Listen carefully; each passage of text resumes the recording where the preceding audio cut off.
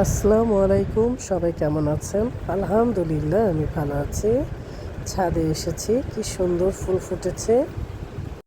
ছাদ থেকে কিছু সবজিও পেড়ে নিলাম। আর এই যে পাশের বাসার ছাদের উপরে একটা পাখি কি সুন্দর করে ডাকছে।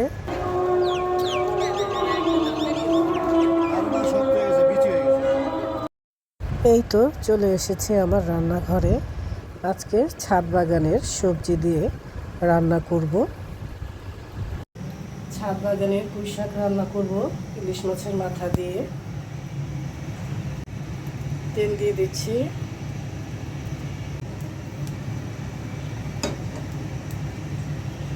দিয়ে দিচ্ছি পেঁয়াজ,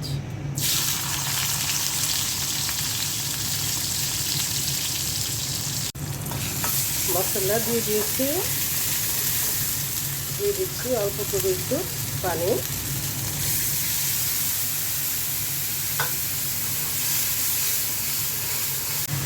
মাছের মাথা আর একটা লেজ ইলিশ মাছের দিয়ে দিলাম।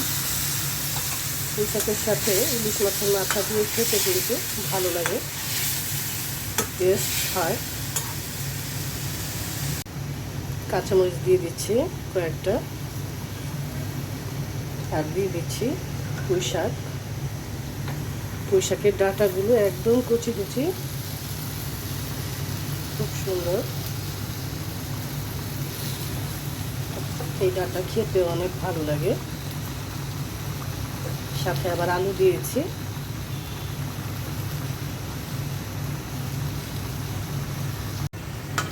ছাদ বাগানের পুঁই শাক দিয়ে আজকে একটা তরকারি হয়ে গেল।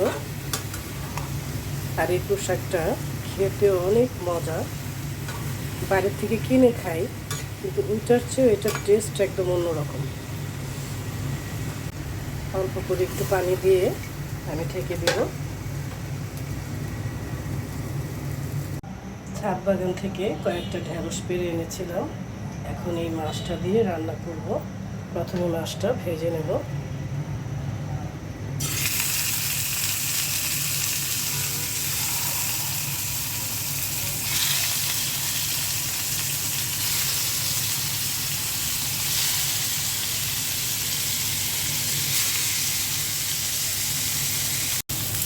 মাছ ভাজা হয়ে গেছে, এখন উঠিয়ে নিচ্ছি।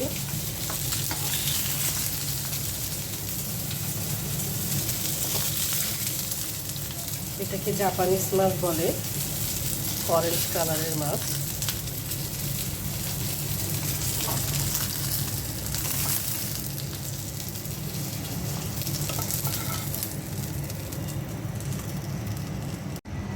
পুঁই শাকের তরকারিটাও হয়ে গেছে।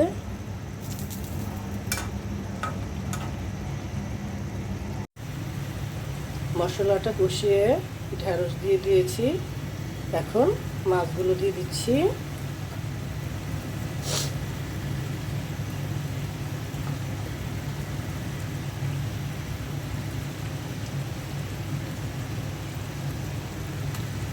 দিয়ে দিচ্ছি পানি,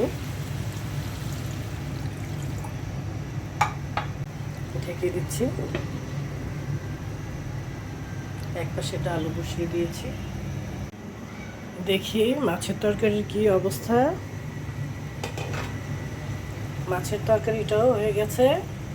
আজকে দুই ধরনের সবজি দিয়ে ছাদ বাগানের তরকারি করে ফেলেছি, আর বাইরের থেকে কোনো কিছুই কিনে আনতে হয়নি। সবাই ভালো থাকবেন, সুস্থ থাকবেন। আমার মতো আপনারাও ছাদের মধ্যে সবজি বাগান করবেন। আল্লাহ হাফেজ।